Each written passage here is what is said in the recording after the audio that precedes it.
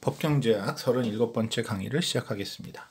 지난 시간에 토트로에 의해서 손해배상을 받기 위해서는 세 가지가 필요하다고 했습니다. 첫 번째, 실제로 피해가 발생해야 되고요. harm. 두 번째, A에게 B가 손해배상을 받기 위해서는 A의 행동이 그 피해를 일으켰다라는 인과관계가 증명되어야 된다고 했죠.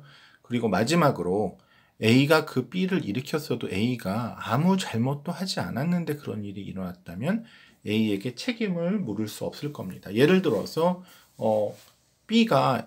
A가 모는 자동차에 치였다는 거예요. 근데 B가 횡단보도를 건너고 있는데 A가 치였다고 하면 그거는 당연히 A가 잘못하고 그 배상을 해줘야겠죠. 근데 B가 그 빨간불에 횡단보도를 건너든지 아니면 육교로 넘어가야 하는데 육교 밑으로 걸어가다가 A에게 A의 자동차에 치였다고 그러면 사실은 A는 잘못이 없습니다. B가 잘못한 거죠. 그래서 분명히 B가 다쳤고 B가 다친 거는 A가 몰던 자동차에 부딪혀서이지만 이때 A가 자동차 잘못한 게 아니라 B가 잘못한 거면 A는 B에게 배상을 해줄 필요가 없다. 이제 이런 논리가 성립을 합니다. 그래서 이 A가 손해배상을 받으려면 그 손해배상을 내달라고 요청한 그 상대방이 잘못을 했다는 것을 breach of duty가 있었다는 것도 증명을 해야 됩니다.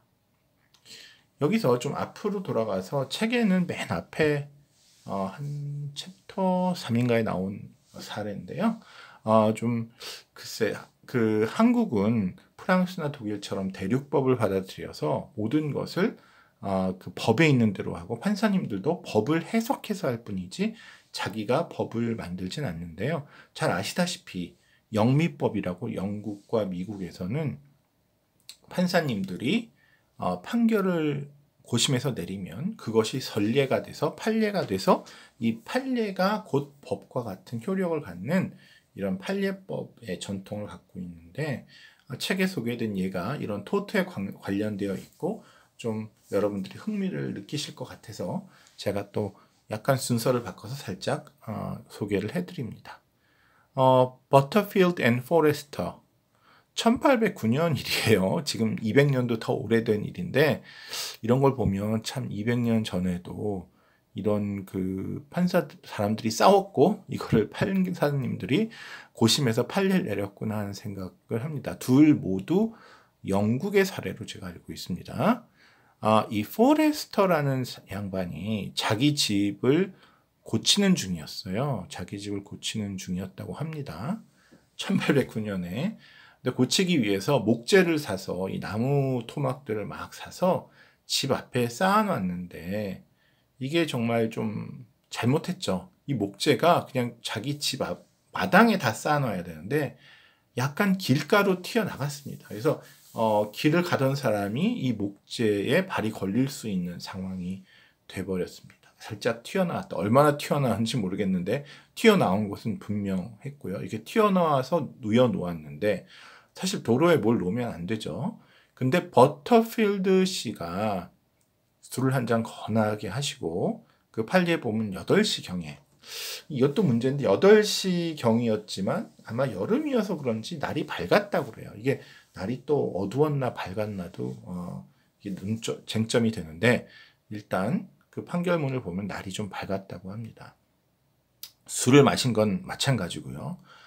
자동차는 없지만 말이 이제 자동차죠. 이제 음주 운전이 아니라 음주 승마인데 이것이 쓰여 있는 거 보면 당시에도 우리가 음주 운전한 사람을 욕하듯이 술에 취해서 말을 탄 사람을 사회에서 보는 시선이 곱지 않았던 것 같습니다. 기록에는 술에 취해서 8시경에 이제 뭐 8시면 술 취해서 집에 가기 딱 좋은 시간일 수도 있어요. 그래서 말을 타고 달렸는데 주변에 있던 사람들이 말이 상당히 빨리 달렸다. 말을 상당히 빨리 달렸다고 얘기를 했다는 거예요. 시속 몇 킬로냐? 알 수가 없죠. 근데 뭐 서너 명이 정말 빨리 이렇게 달리나 저 사람 누군데 라고 생각할 정도로 빨리 달렸고 이제 8시니까 밝았지만 그래도 뭐 아주 밝진 않았고 술 취했고 그래서 반응이 느리고 말은 또 왜 빨리 몰았는지 빨리 몰고 그런데 목재가 살짝 튀어나왔는데 말의 발이 목재에 걸려서 말이 쓰러지면서 말도 다치고 버터필드 씨도 다쳤다고 합니다. 당연히 버터필드 씨는 화가 나서 아니 목재를 이렇게 도로에 튀어나오도록 이렇게 놓은 놈이 누구냐 포레스터네 내 이 말 치료비하고 나 자신의 치료비를 이 포레스터가 다 물어내야 된다. 그쵸? 이거 앞에 예를 보면 버터필드 분명히 다쳐서 피해를 입었습니다. 버퍼 테스트로 생각하면 목재가 이렇게 튀어나오지 않았으면 거기서 넘어지지 않았을 거예요. 발이 안 걸려서. 그리고 또 하나는 목재 그러니까 원인을 제공한 거예요. 인과관계 성립하고 그럼 목재를 이렇게 길에 튀어나오도록 놔도 되냐? 잘못했죠. 예. 목재가 이렇게 길에 튀어나오면 위험하죠. 그래서 포레스터한테 배상을 해라라고 했는데 당시 이제 판사님이 이것을 보시고 그래 목재를 튀어나오게 한 것은 잘못인데 이게 그 날이 막 어두워서 깜깜해 갖고 이제 사람들이 진짜 길을 가다가 안 보이는 목재에 걸려서 넘어질 게 너무 뻔한 상황이 아니고 당시 8시는 목재를 충분히 볼 수 있을 정도로 날이 아직 밝았다. 그래서 목재를 튀어나오게 한 것은 잘못이나 이게 그렇게까지 큰 잘못이냐 하는 건 논점은 있고 반면에 버터필드 씨가 술에 취해서 또 말을 또 과속으로 몰았다고 하던데 본인이 술을 안 마셨든지 말을 과속으로 안 몰고 그냥 적정한 수준으로 말을 달려서 집에 가고 있었다면 이 목재를 분명히 피할 수 있었을 것이다.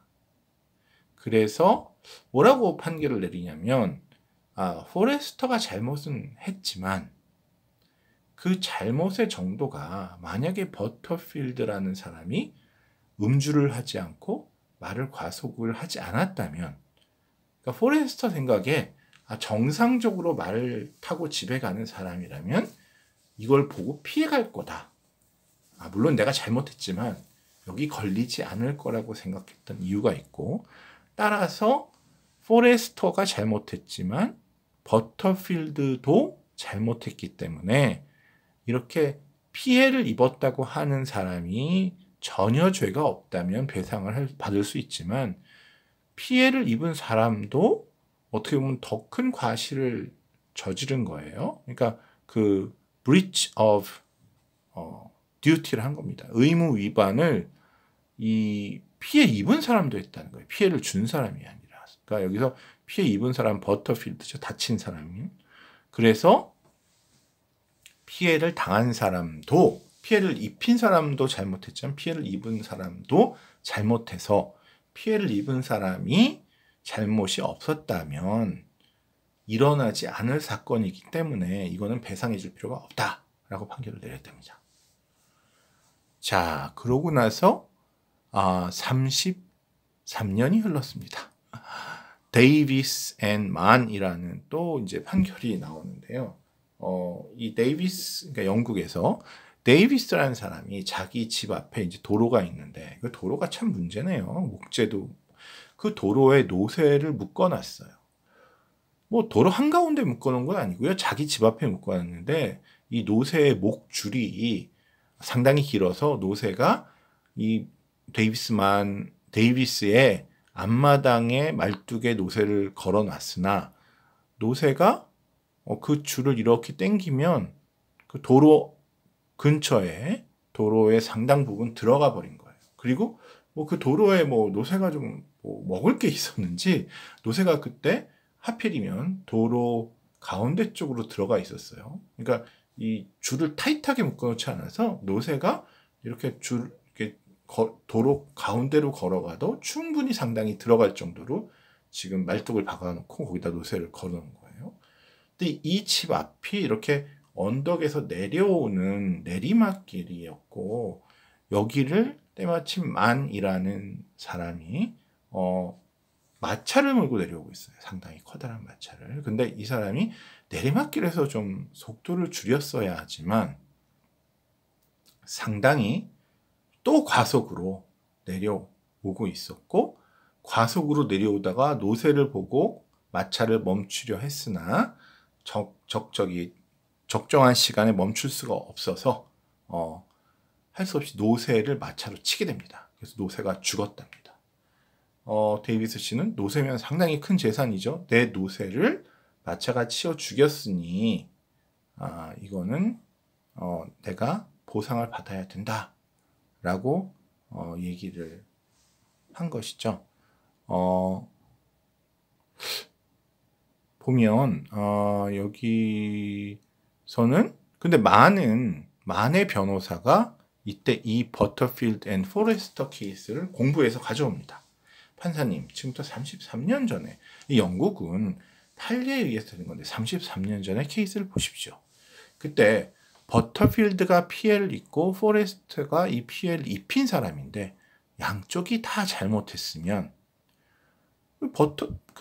피해를 입은 사람이 잘못했기 때문에 피해를 준 사람이 잘못했지만, 이거는 피해를 입은 사람도 잘못했기 때문에 배상을 하지 않아도 된다고 했고, 우리 케이스 보면 데이비스가 피해를 입고 만 씨가 그 노새를 죽인 건 맞아요.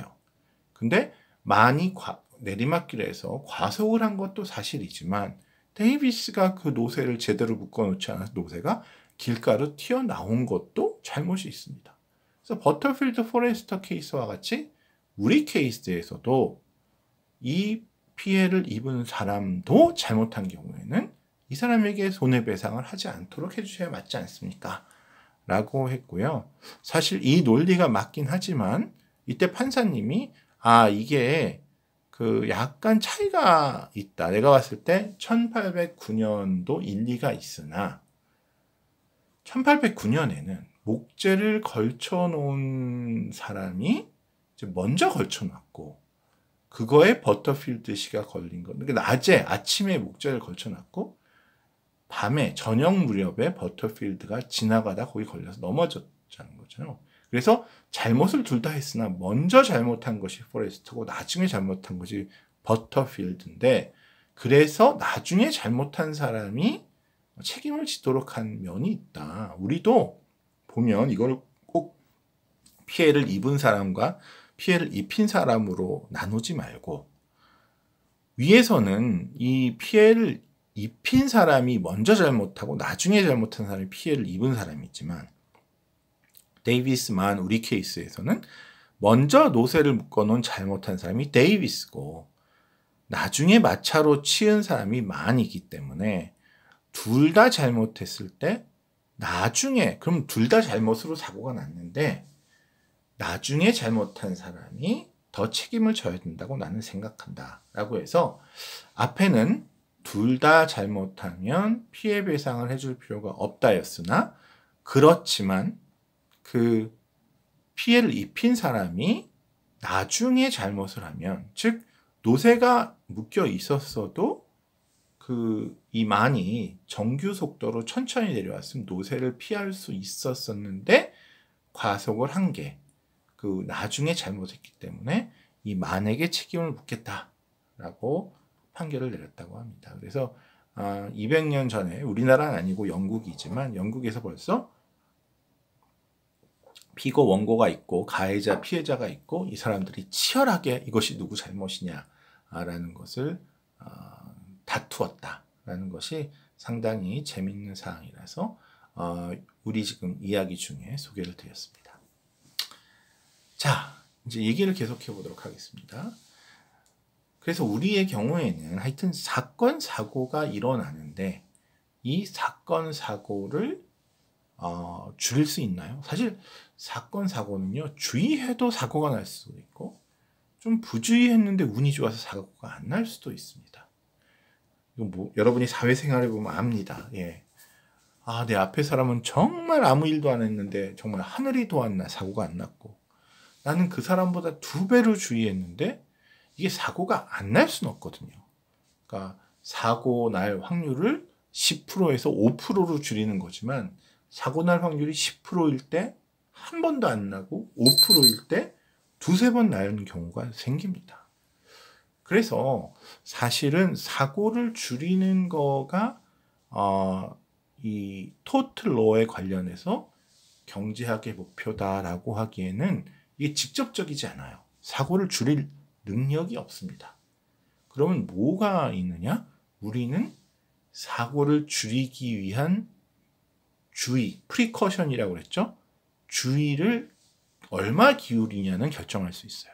그러니까 그 학생들이 예를 다시 비유를 해서 하면 학생들이 좋은 점수를 받아서 100점 만점에 90점 이상을 받냐 안 받냐로 판단하면 좋죠. 경제학도 결과주의니까. 그런데 학생들이 열심히 공부했는데도 70점이 나오기도 하고 설렁설렁 했는데도 100점이 나오기도 한다. 이런 일이 가끔 생깁니다. 예, 운이라는 게 작용해서. 그러면 우리가 그 학생에게, 선생이 그 학생에게 반드시 100점을 맞아라고 요구하는 거는 학생에게 너무 할 수 없는 과도한 짐을 지우는 거예요. 왜냐하면 정말 잠 안 자고 열심히 했는데도 운이 없으면 80점, 70점이 맞을 수 있는 거고, 또는 설렁설렁 놀았는데도 100점을 맞을 수 있기 때문에, 물론 열심히 하면 100점 맞을 확률이 늘어나고 놀면 60점, 70점 맞을 확률이 늘어나지만 100% 아니라는 거죠. 이런 경우에 올바로 된 선생님이라면 나는 네가 점수를 잘 받기를 원하지만 점수는 운이 작용하고 대신 운이 작용하지 않고 너의 노력에 정확히 비례하는 거는 네가 이 페이지들을 100페이지를 다 보고 거기에 나온 내용을 다 외운다면 그건 네가 최선을 다한 거다. 그렇게 다 외웠는데도 운이 나빠서 시험을 못 본다면 그거는 네 책임이 아니다 라고 해줘야 되는 거죠. 그래서 이 사건 사고와 관련된 토틀로를 대하는 경제학자의 자세도 마찬가지입니다. 법경제학에서는 사고를 많이 냈나 적게 냈나로 판단하지 않고 그 사고를 줄이기 위한 노력을 네가 얼마나 했는가를 목표로 합니다.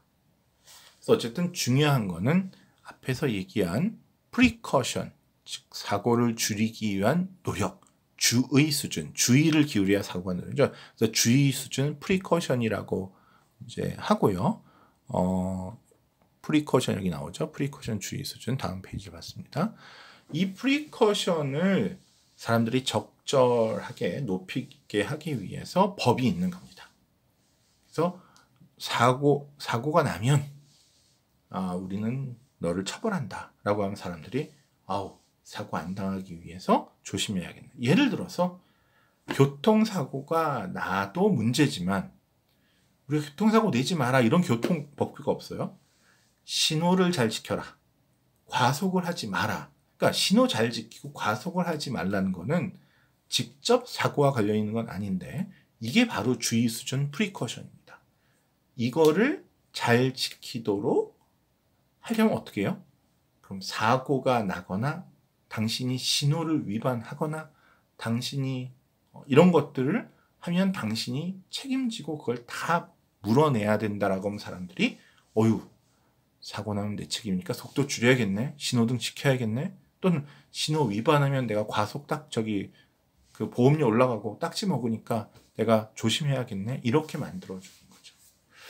이런 방법에는 크게 두 가지가 있습니다. 세분하면 더 많지만 첫 번째는 strict liability라고 해서 엄격 책임입니다. 엄격 책임은 앞에서 우리가 세 가지 요인을 봤죠. harm, cause, 그 다음에 breach of duty입니다. 근데 strict liability는 엄격 책임은 breach of duty를 안 봐요. 즉 잘못했는가를 따지지 않아요. 이 사람이 피를 흘리고 쓰러져 있네. 분명히 이 사람 어디에 부딪혔네. 두 번째, 한승구 교수 자동차에 우그러져 있고 이 사람의 피가 묻어 있네. 한승구 교수가 차로 이 사람을 치었구나. 그럼 한승구 교수가 다 치료비 내주세요. 라고 하는 게 엄격 책임이에요. 한승구 교수가 저는 속도도 다 지키고 신호등도 다 지켰어요. 네, 엄격 책임은 그런 거 신경 안 씁니다. 한승구 교수님 잘못이 없을 수도 있는데요. 어쨌든 교수님 차에 이 사람이 치여갖고 지금 다쳤잖아요. 엄격 책임은 당신 차에 치여서 다쳤다. 이걸로 끝입니다. 당신이 책임져야 됩니다. 라는 것이죠. 앞에서 우리가 그 버터필드, 포레스터, 데이비스 앤 만의 케이스에서 참 판사님이 술에 취했냐, 과속이냐, 누구 잘못이냐 막 따지긴 했어요. 브리치 오브 듀티를 따지긴 했지만 일반적 상식으로는 19세기, 1800년대까지는 엄격 책임이 더 일반적이었다라는 겁니다. 이유는 되게 간단한데요. 앞에 여러분 보시면 버터필드가 술에 취했다. 냄새 맡아보면 술에 취했겠죠. 근데 요즘도 뭐 맥주 한 잔을 마신 건지 소주 3병을 마신 건지 이런 거에 따라서 면허 정지인지 그냥 뭐 주의인지 이게 다 달라집니다. 과연 버터필드 씨는 얼마나 취했던 걸까요? 모르죠. 왜? 그냥 뭐 사람들이 냄새가 났다, 술 냄새가 비틀거렸다라고 얘기는 하는데 당시 혈중 알코올 농도 측정할 도구가 없었어요. 그리고 버터필드 씨가 말을 너무 빠르게 달리고 있었다. 과속이었다. 아니 그럼 시속 몇 킬로가 과속인가요? 버터필드 씨의 말은 그때 몇 킬로를 달리고 있었을까요? 사람들이 그냥 엄청 빨랐습니다. 라는 거밖에 없잖아요. 엄청 빨랐다는 거가 이게 법정에서 받아들일 수 있나요? 요즘은 다릅니다. 요즘은 사고 나면 혈중 알코올 농도 측정하고 그 다음에 사고 당시 CCTV에 다 찍힙니다. 여러분 핸드폰에도 지금 네가 시속 몇 킬로를 달리고 있다. 야, 기가 막히죠? 제가 어렸을 때만 해도 제 차가 몇 킬로를 달리는지 잘 몰랐어요. 근데 요새는 CCTV 핸드폰에 있는 앱 이런 것들이 몇 킬로로 달리고 있었나 다 얘기해 줍니다. 블랙박스 하면은 그때 내가 몇 킬로고 상대방이 몇 킬로고 이런 거 다 합니다. 예. 그래서 요즘은 과속이 있었나 술에 취했나를 객관적으로 측정할 수 있지만 예전엔 이런 장비가 없는 상태에서 판사님 또한 정말 음주가 어느 정도 심했던 건가 그냥 맥주 한 잔 마시는 정도였나 또 과속이라는 게 뭐 보통 사람들이 한 20km면은 괜찮다고 생각하는데 이게 한 25km 정도였나 아니면 40km였나 이런 것들에 대해서 확신을 할 수 없다는 겁니다. 그래서 과실이라는 것이 이 breach of duty라는 것이 측정하기 위해서 엄밀한 과학적인 기술이 사실 필요하고 그거 없이 이거를 측정한 거를 뭐 앞에 버터필드하고 포레스터, 데이비스 앤 만에서는 판사님이 얘기는 했지만 이것도 현대의 그거로는 많이 과연 얼마나 속도로 그 내리막길을 내려왔나 모르거든요. 많이 시침이 뚝 떼고 저는 천천히 내려왔습니다. 라고 하면 사실은 현대에는 이걸 책임을 물을 수가 없어요. 그래서 이 breach of duty를 증명하는 것이 그 기술이 너무 어려웠기 때문에 19세기까지는 엄격 책임, 과실 여부를 묻지 않는 그냥 무조건 당신이 원인을 제공해서 이 사람이 피해를 입었다. 배상해라. 이걸로 끝나는 거였고요. 그런데 이제 우리가 더 공부하겠지만 잘못이 없는데 사고가 났다고 해서 그 사람을 처벌하는 것은 사실은 정서에도 맞지 않고 뒤에 보겠지만 효율성에도 맞지 않습니다. 그래서 이런 그 속도 탐지기, 혈중 알코올 탐지기 등등이 발전한 이런 과학이 발전한 20세기에 들어서 과실 여부를 따져서 과실이 없으면 아무리 피해를 줬더라도 그 사람을 배상을 하도록 하면 안 된다라는 과실주의가 급부상을 합니다.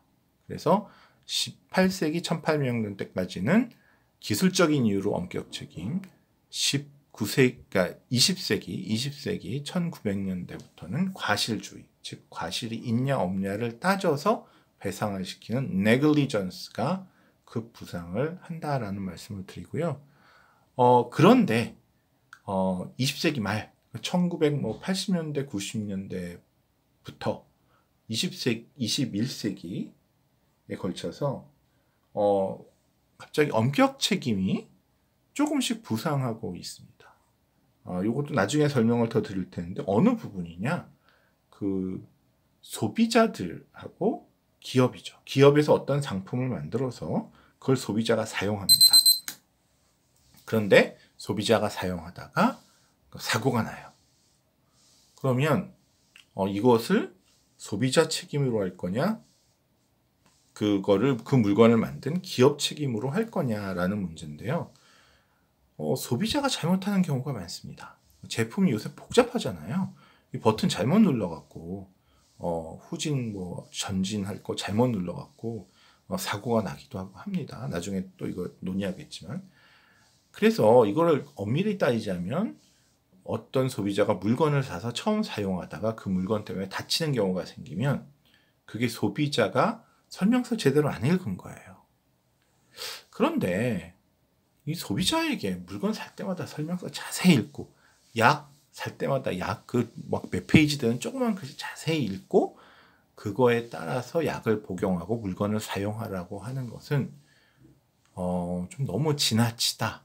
따라서 이거는 소비자 잘못이라도 그 물건을 만들 때 조금 더 안전하게 만들었어야 되는 기업의 책임을 돌리자라는 이런 운동이 벌어져서 사회적인 분위기가 형성돼서 소비자에게 기업이 물건을 팔 때는 소비자가 잘못했더라도 그냥 이 물건을 당신 팔았죠? 이 물건 때문에 이 소비자가 다쳤죠? 그러니까 당신이 책임지세요라는 과실을 브리치 오브 듀티를 묻지 않는 책임을 묻는 이런 것들이 적용되고 있다는 얘기입니다. 이상으로 37번째 강의를 마치도록 하겠습니다.